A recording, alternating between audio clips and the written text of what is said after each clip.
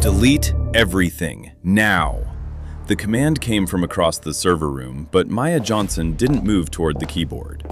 She moved toward the fire exit, positioning herself between the three men in tactical gear and the one person in this building who had no idea his entire company had just been weaponized against him. Behind her, Min-jae, founder and CEO of Quantum Dynamics, stared at the woman he'd hired 3 months ago to organize his calendar and answer emails. The woman he'd found rewriting code on a library computer at 2 o'clock in the morning because she had nowhere else to go. She wasn't supposed to be anything more than someone who needed a second chance. She definitely wasn't supposed to be the only thing standing between him and the people sent to destroy everything he'd built. What happened over the next 72 hours would unravel a conspiracy that reached the highest levels of his own company, expose a secret Maya had buried the day she walked away from her badge, and force Min-jae to choose between the empire he'd spent a decade building and the woman who just saved his life without a single second of hesitation. Stay with me to the end, because what you're about to hear is how a homeless single mother with an FBI past dismantled a billion-dollar fraud from the inside, and why the most dangerous person in any room is the one nobody bothers to see. Maya Johnson sat on a bench outside the San Francisco Public Library at 11:47 p.m., waiting for the security guard to finish his round so she could slip back inside before lockdown. Her daughter, Zoe, was asleep in a shelter 6 blocks away, part of a temporary housing program that gave them 30 days to find something permanent. They were on day 23. Maya's phone buzzed. Another rejection email. This one from a consulting firm that had seemed interested until they ran her background check and found the 2-year gap in her employment history she couldn't explain without telling them everything. She couldn't tell them she'd spent those 2 years undercover inside a wire fraud operation, building a case that had put 14 people in federal prison and cost her everything except Zoe. She couldn't tell them that the reason she'd left the bureau wasn't burnout or budget cuts. It was because the night she'd testified in that trial, someone had followed her home, and she'd come back to an apartment with her daughter's bedroom window smashed and a message spray-painted across the living room wall that said, "Next time we won't miss." She'd resigned the next morning, changed her name, moved 4 times in 18 months, built a life so quiet and invisible that nobody would ever connect Maya Johnson, temp worker and library regular, to Special Agent Kendra Hayes, the woman who'd taken down the largest fraud network the San Francisco field office had ever prosecuted. That anonymity had kept Zoe safe. It had also kept Maya unemployed, underhoused, and exactly 12 days away from losing the only stable thing her daughter had left. She pulled out the laptop she'd bought for $40 at a pawn shop, opened the library's Wi-Fi one last time before they locked the doors, and did what she did every night when the fear got too loud to sleep through. She coded. Not for work, not for money. Just to remind herself that she was still good at something. Tonight, she was cleaning up a publicly posted algorithm from a startup's GitHub repository, something they'd published as open source but had left embarrassingly vulnerable to injection attacks. She didn't notice the man standing behind her until he spoke. "You just patched a 0-day exploit in under 9 minutes." Maya's hands froze over the keyboard. She turned slowly. The man looking at her was younger than his reputation suggested, maybe 32, with the kind of face that belonged on a magazine cover instead of a Forbes list. Sharp jawline, dark eyes that looked like they hadn't slept properly in weeks. Expensive coat, but the sleeves were pushed up like he'd forgotten to care about looking put together. Min-jae. She recognized him immediately, the way anyone in San Francisco tech circles would. Founder of Quantum Dynamics, the Korean immigrant who'd turned a dorm room encryption project into a billion-dollar enterprise before his 28th birthday. The man who'd once turned down a $16 billion acquisition offer because, in his words, "I didn't build this to make someone else richer. I built it because privacy shouldn't be a luxury." "That's our repository," he continued, nodding toward her screen. "We published it 6 weeks ago. You're the first person who's actually fixed the problem instead of just filing a report about it." Maya closed the laptop carefully. I didn't mean to step on anyone's work. I was just bored, he offered. Couldn't sleep? Testing yourself? All three, she admitted. He studied her for a long moment, the way someone looks at an equation that doesn't match the assumptions. What's your name? Maya Johnson. What do you do, Maya Johnson? The truthful answer was, I'm homeless and living out of a backpack while my daughter sleeps in a county shelter. But that wasn't the kind of truth that opened doors.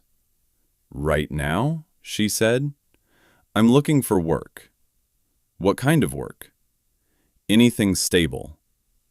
He pulled a card from his coat pocket and handed it to her. It was heavy stock, minimalist design. Just his name, a phone number, and the Quantum Dynamics logo. I'm not hiring for engineering right now, he said, but I need someone who can manage my schedule, handle correspondence, keep my life from imploding while I'm trying to keep the company from doing the same. It's administrative work, probably boring for someone who debugs code at midnight for fun. Boring sounds perfect, Maya said, and meant it. Can you start Monday? She blinked. You're offering me a job? You don't even know me. I know you saw a problem and fixed it without asking for credit, he said.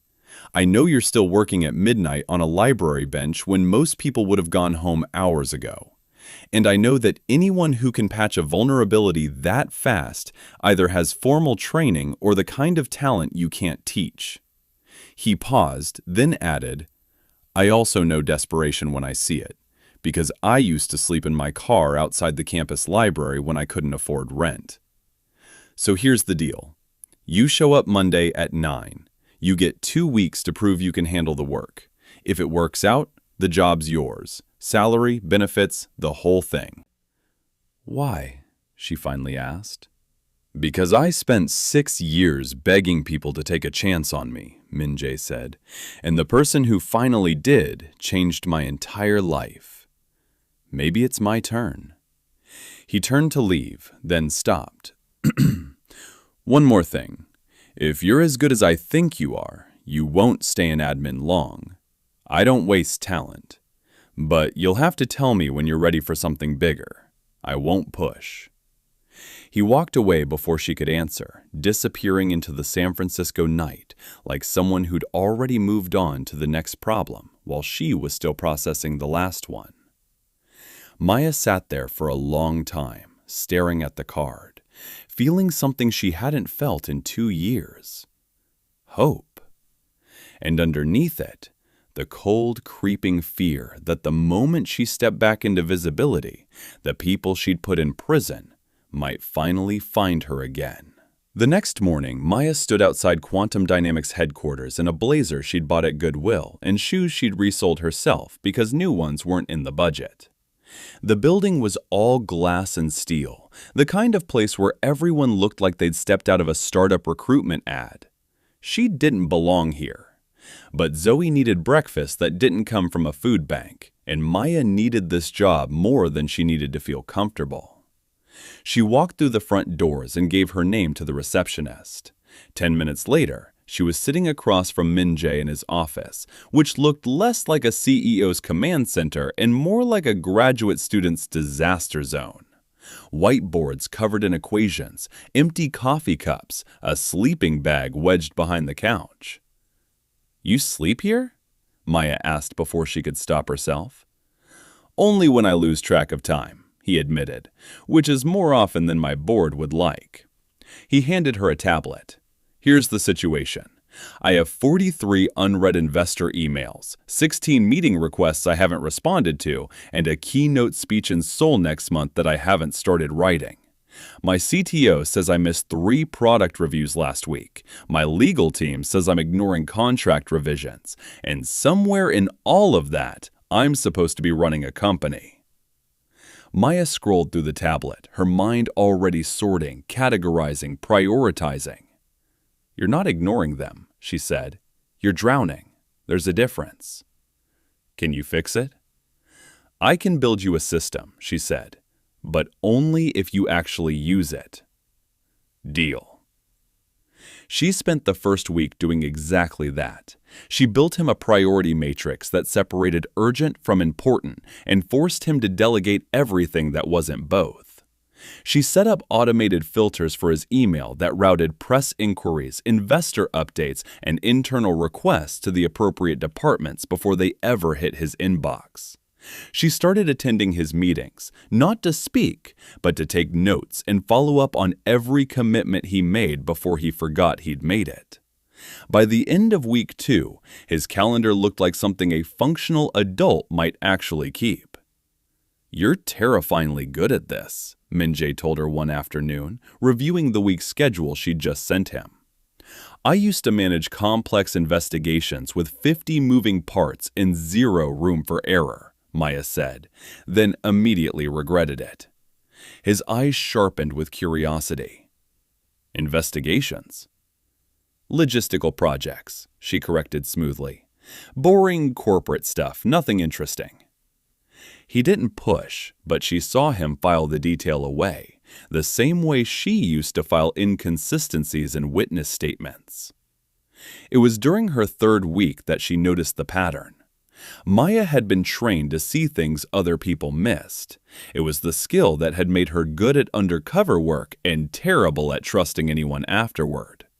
So when she noticed the same woman in the coffee shop across the street 3 mornings in a row, sitting in a different seat, but always with a direct sightline to quantum dynamics' main entrance, Maya didn't dismiss it as coincidence. When she saw the same black sedan parked 2 blocks away during her lunch break, engine running, driver waiting, she started paying closer attention.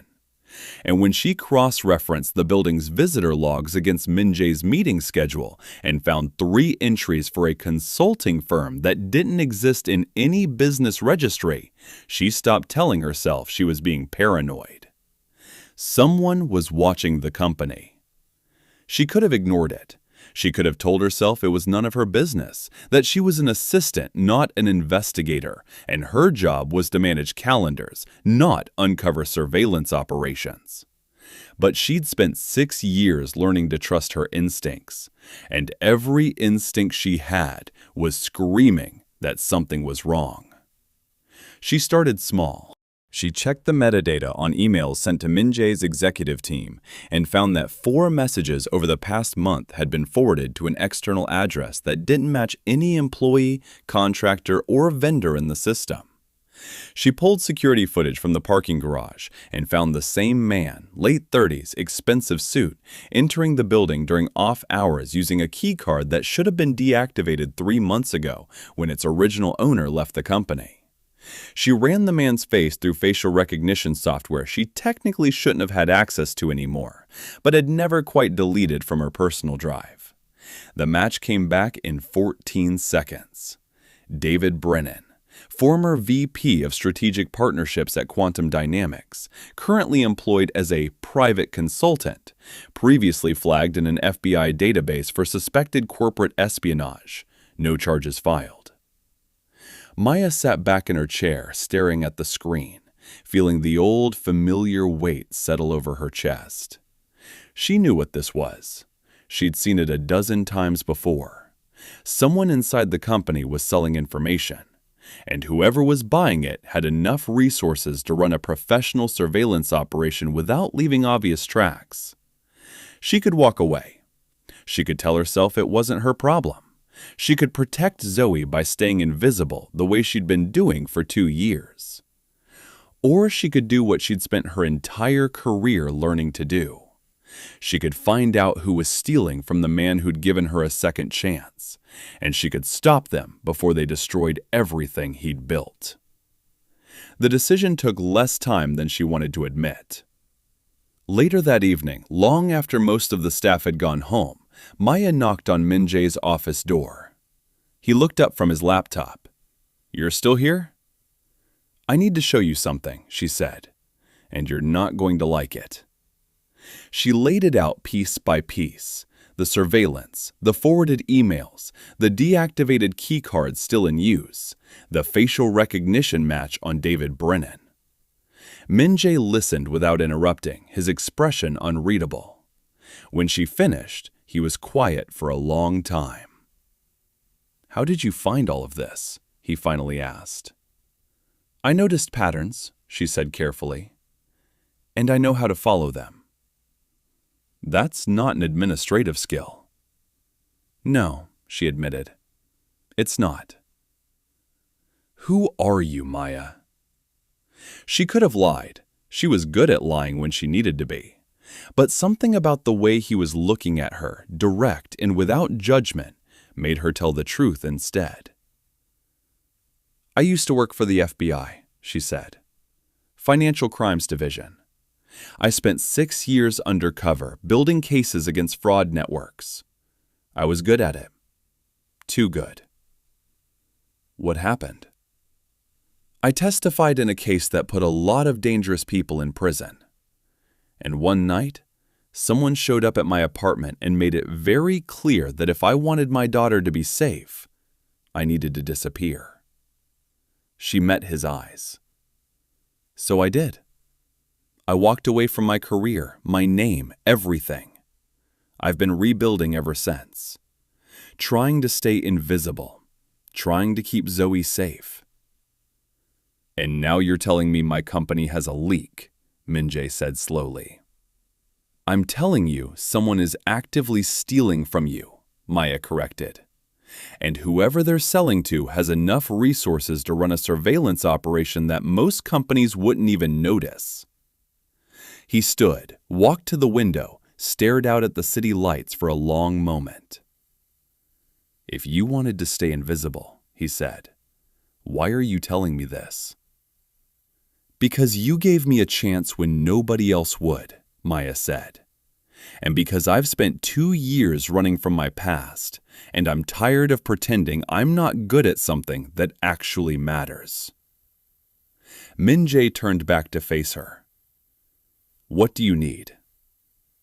"Access to your financial records, internal communications, server logs, and permission to ask questions that are going to make people uncomfortable." "You have it," he said without hesitation. "This could get dangerous," Maya warned. "If someone's stealing data worth running this kind of operation over, they're not going to stop just because we start asking questions."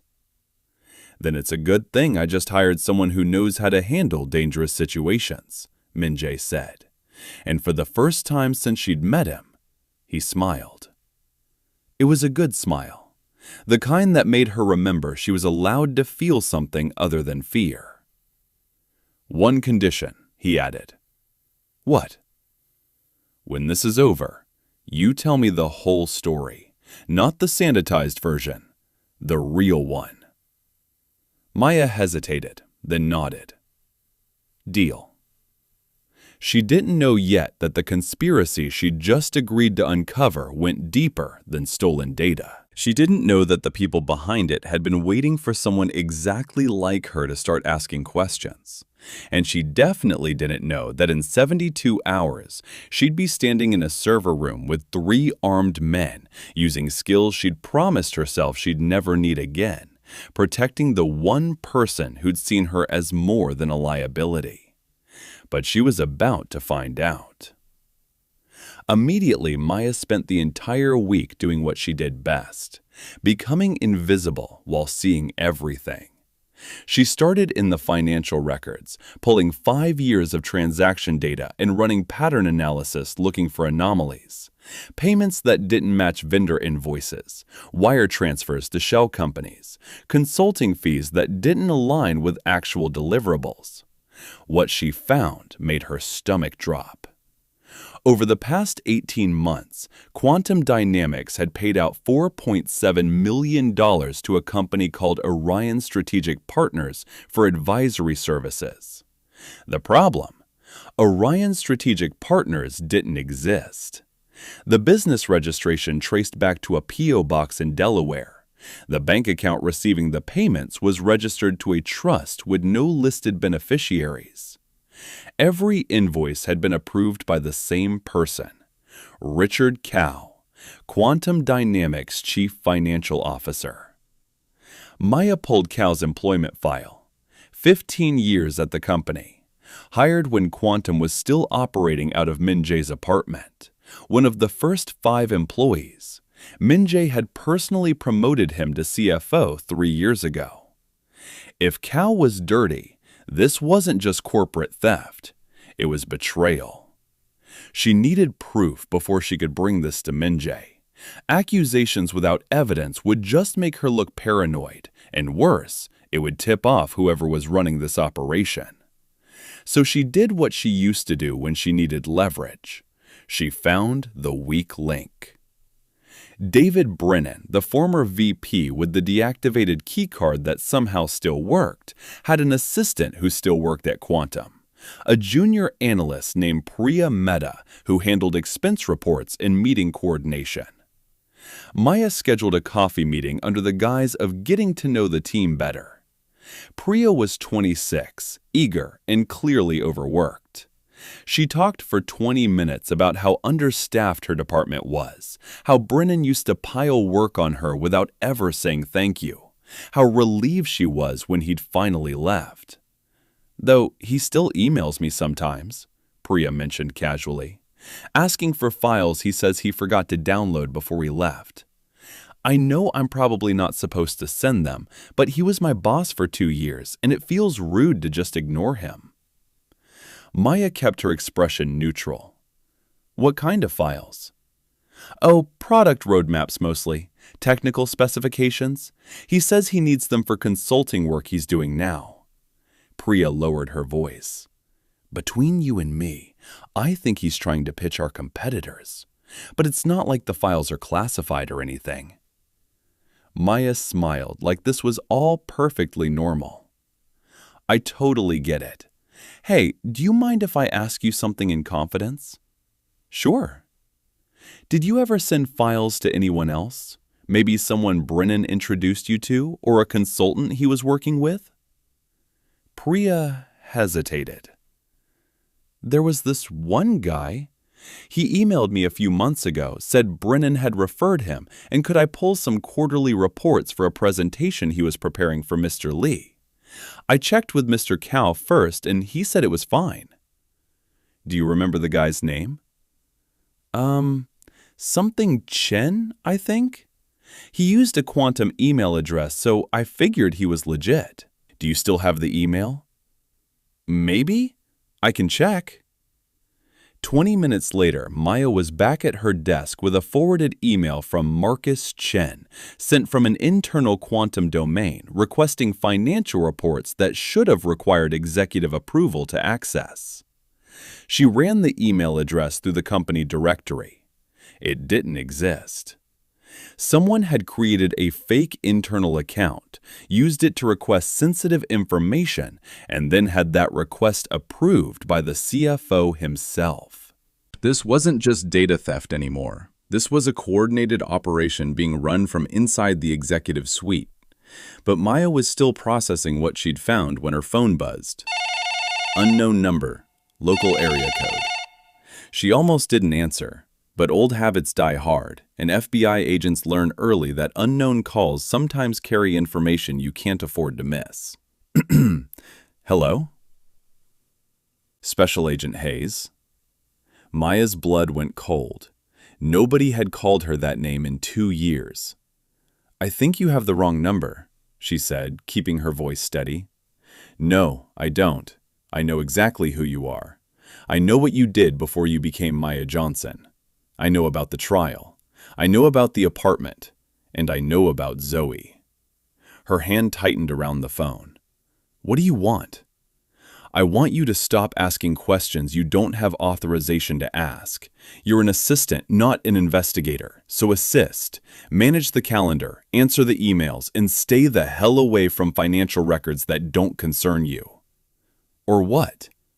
"Or I'll make sure everyone at Quantum Dynamics knows exactly who you really are. And more importantly, I'll make sure the people you put in prison know exactly where to find you." The line went dead. Maya sat very still, forcing herself to breathe, forcing herself to think. They knew who she was, which meant they'd been watching her long before she started watching them, which meant this wasn't reactive, this was preemptive. They'd known she was dangerous the moment Min-jae hired her, and they'd been waiting to see if she'd become a problem. Now she had. She had two choices: back off and hope they left her alone, or double down and finish what she'd started before they had a chance to make good on their threat. It wasn't really a choice at all. She'd spent 2 years running. Later that day, Maya found Min-jae in the building's gym at 11 p.m., which was apparently where he went when the office got too suffocating to think clearly.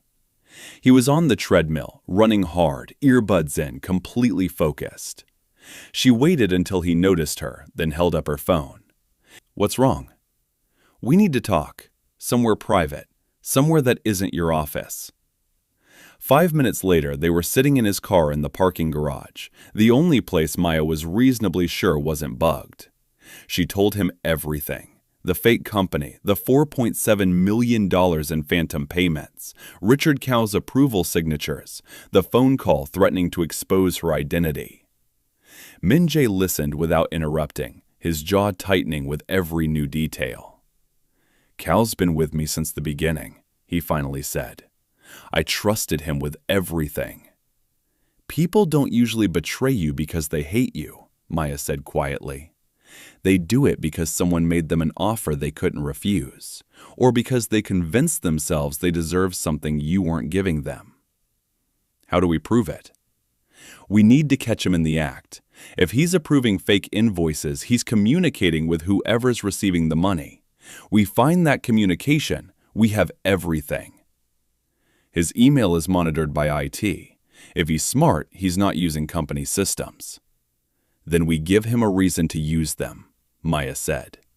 "What do you need?" "I need you to announce a new product launch, something big enough that your competitors would pay serious money to know about it early. We leak the details internally, limited distribution, and we see who reaches out to Kao asking for more information. Then we follow the trail all the way to whoever's paying him, and we burn the whole operation down before they know what hit them." Min-jae was quiet for a moment. "Let's do it." The announcement went out 3 days later. Quantum Dynamics was launching Quantum Shield, a next-generation encryption protocol that would make current security standards obsolete. Beta testing in 6 months, full commercial release in 12. The details were classified. Only 5 people in the company had access to the technical specifications. Richard Kao was one of them.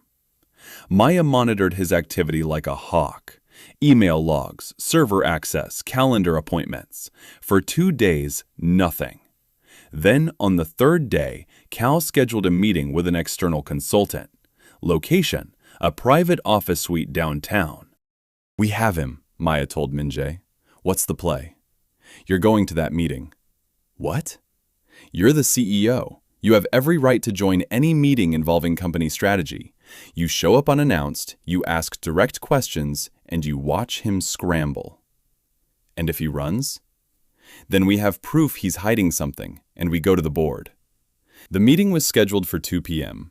Min-jae walked into the conference room at 1:58, unannounced and unbriefed, just like Maya had told him to. Richard Kao looked up, startled. Across from him sat 2 men in expensive suits, lawyers by the look of them, and a woman with a tablet who'd clearly been in the middle of a presentation. "Min-jae," Kao said, recovering quickly. "I wasn't expecting you." "I wasn't expecting a meeting about company strategy that I wasn't invited to," Min-jae replied calmly. "So let's fix that. What are we discussing?" The woman with the tablet glanced at Kao, waiting for a cue. Kao smiled, too wide. "Just a routine consultation. IP protection strategies. Nothing that needs executive approval." "IP protection for what, specifically?" "Quantum Shield," one of the lawyers said smoothly. "We're advising Mr. Kao on patent filings to ensure your upcoming launch is legally protected in international markets." Min-jae nodded slowly. "That's interesting, because our legal team already filed those patents 3 weeks ago.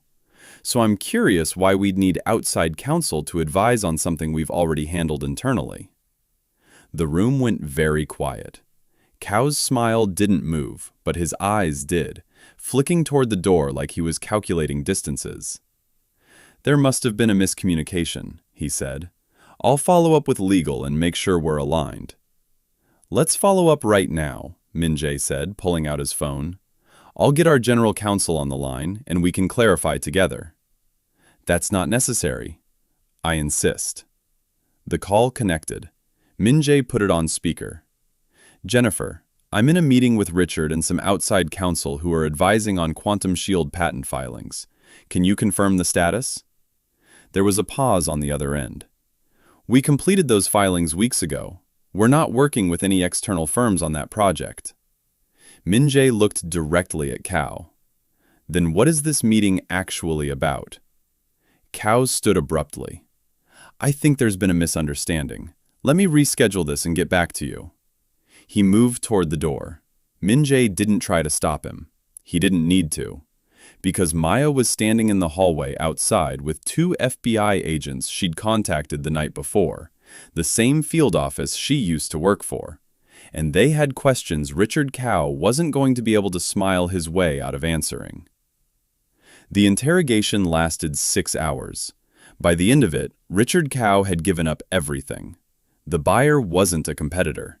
It was a private equity firm that had been quietly acquiring shares in Quantum Dynamics for 18 months, trying to force a hostile takeover. They'd recruited Kao with a simple offer. Help them devalue the company by leaking product plans and sowing internal chaos, and they'd give him a C-suite position and equity stake when the takeover was complete. He'd started small, forwarding emails, sharing roadmaps, but the payments kept getting bigger, and the requests kept escalating. David Brennan had been his handler, coordinating between Kao and the PE firm, using his former access to move in and out of Quantum's offices without raising suspicion. The fake company, Orion Strategic Partners, had been a front to legitimize the payments. 2 weeks later, the FBI had arrested 7 people, including Kao, Brennan, and 3 executives at the PE firm. Quantum Dynamics stock had taken a hit in the immediate aftermath, but within a week the market had stabilized and investors were praising Min-jae's transparency in cooperating with the investigation. Maya was sitting in her apartment, a real apartment now, with a lease and furniture that wasn't borrowed, when Min-jae called. I'm outside, he said. Can I come up? She buzzed him in. He looked exhausted but relieved, like a man who'd been holding his breath for weeks and had finally been told he could exhale. The board wants to offer you a position, he said without preamble. Director of Internal Security, full executive compensation. You'd report directly to me. Maya shook her head. I'm not going back to that world. You're already in it, Min-jae said gently. You've been in it since the day you noticed something was wrong and decided to do something about it. I have a daughter, Maya said. I need stability, not a job that puts a target on my back. Then take the job and build the kind of security infrastructure that makes sure nobody can ever do to this company what Kao did, Min-jae countered. You'll set your own hours, you'll have full autonomy, and Zoe will have a mother who's using her skills to build something instead of hiding them to survive. Maya was quiet for a long time. Why do you keep giving me chances I don't ask for? She finally said. Because you're the only person in this building who's ever told me the truth, even when it put you at risk, Min-jae replied. And because I'm starting to think the luckiest decision I ever made was hiring someone I found debugging code on a library bench at midnight. He paused, then added, Also, you saved my company. I feel like that deserves more than a thank you card. Maya laughed despite herself. You're relentless. I'm Korean and I run a tech company in San Francisco, he said with a slight smile. Relentless is a job requirement. Let me think about it, Maya said. Take all the time you need, Min-jae replied. But for what it's worth, I hope you say yes. He turned to leave, then stopped at the door. Maya? Yeah? Thank you. For everything. You gave me a second chance when nobody else would, she said quietly. I just made sure you didn't regret it. I never did, Min-jae said. Not even for a second. Maya took the job. She built a security team from the ground up, hired people who understood that protection wasn't just about firewalls and encryption. It was about culture, about teaching people to notice when something felt wrong and to speak up before it became a crisis. Zoe started at a new school, a good one, with a robotics program she loved and friends who didn't know anything about shelters or borrowed blazers or nights spent sleeping on benches. And on a quiet Saturday with no meetings scheduled and no emergencies to handle, Min-jae showed up at Maya's apartment with takeout and a proposition. "I need your advice on something," he said. "Work or personal?" "Personal." Maya raised an eyebrow. "You're asking me for personal advice?" "You're the only person I know who tells me the truth," he said. "So yeah." "Okay, what's the question?" He hesitated, which was unusual for him. Min-jae didn't hesitate. "There's someone I've been thinking about asking out," he said carefully. "But the situation is complicated. We work together, there's a power dynamic, and I don't want to make things uncomfortable if the answer is no." Maya's heart did something unexpected in her chest. "Have you considered just asking her directly?" she said, keeping her voice steady. "In my experience, most women appreciate honesty more than ambiguity." "Even if it risks making things weird?" "Even then." Min-jae looked at her for a long moment, and something shifted in the air between them, quiet and fragile and entirely new. "Would you have dinner with me?" he asked. "Not as your boss, just as someone who's spent the last 6 months realizing that the best part of his day is when you walk into his office and tell him he's wrong about something." Maya smiled. "That's a terrible sales pitch." "I'm working on it." "Yes," she said. "Yes?" "Yes, I'll have dinner with you, but only if you promise this isn't just gratitude talking, because I don't date people who are thanking me for doing my job." "This isn't gratitude," Min-jae said quietly. "This is me finally being brave enough to say, I've been looking for an excuse to spend time with you outside of work for 3 months, and I'm tired of pretending that's a professional interest." "Good," Maya said, "because I've been wondering if you'd ever figure out you were allowed to ask." He laughed, surprised and relieved. "How long have you known?" "Since you showed up at my apartment 2 weeks after the cow investigation closed to ask if I was okay," she said. "CEOs don't do that unless they care about someone as more than an employee." "I really need to work on being less obvious." "Don't," Maya said. "I like that you're terrible at hiding what you're thinking." They had dinner that night, and then again the next week, and the week after that. It wasn't a fairy tale. It was messy and complicated and occasionally awkward, navigating a relationship that had started in crisis and was now trying to figure out what it looked like in calm. But it was real, and for the first time in years, Maya wasn't running from her past or hiding from her future. She was building something worth staying for, with a man who'd seen her at her lowest and decided she was worth the risk, and a daughter who finally had a home that felt like it might last. 1 year later, Maya stood in front of Quantum Dynamics' annual shareholder meeting as Director of Security, presenting the company's new threat assessment protocols to a room full of investors and board members. Min-jae watched from the front row, pride written all over his face. Afterward, as they walked out of the building together, he took her hand. "You know what's funny?" he said. "What?" "A year ago, I was looking for someone to manage my calendar. And instead, I found someone who saved my company, rebuilt my security infrastructure, and somehow convinced me that I deserve something more than 70-hour work weeks and takeout for dinner." "You're welcome," Maya said with a smile. "I'm serious," Min-jae said, stopping to look at her. "You changed everything." "You gave me a chance when I had nothing," Maya replied. "I just made sure we both survived long enough to see what came next." But years later, Maya would face a threat even her FBI training couldn't prepare her for. But that's a story for another time. If you believe second chances can change everything, subscribe to this channel and tell me in the comments, would you have taken the job or stayed invisible? Drop your thoughts in the comments.